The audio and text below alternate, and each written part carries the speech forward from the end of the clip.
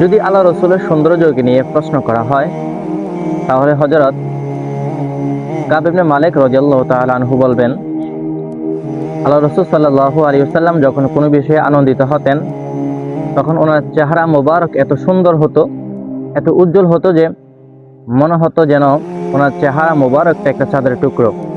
আবু হুরায়রা রাদিয়াল্লাহু তাআলা আনহু বলেন, আমি পৃথিবীতে আমার রসুলের চেয়ে সুন্দর আর কাউকে দেখিনি। হযরত জাবির ইবনে সামুরা রাদিয়াল্লাহু তাআলা আনহু উনি বলেন, একদিন আমি রাসূল সাল্লাল্লাহু আলাইহি ওয়াসাল্লামকে পূর্ণিমার রাত্রিবেলা দেখলাম, ফি লাইলাতিন ইদহিয়ান। তখন আমি একবার রাসূল সাল্লাল্লাহু আলাইহি ওয়াসাল্লামের দিকে আরেকবার চন্দ্রের দিকে তাকালাম। আমার কাছে মনে হলো আল্লাহ রসুলের চেহারা মোবারক পূর্ণিমার রাতের চেয়েও বেশি উজ্জ্বল। হযরত আব্দুল্লাহ ইবনে আব্বাস রাদিয়াল্লাহু তাআলা আনহু বলেন, আমার রসুল যখন হাস্যোজ্জ্বল চেহারা নিয়ে হাসি দিতেন, ওনার দুই দাঁতের মধ্য দিয়ে নূর বের হয়ে যেত। ওনার সৌন্দর্যের কাছে তামাম দুনিয়ার সমস্ত সৃষ্টির সৌন্দর্য মাথা নত করে। ওকে।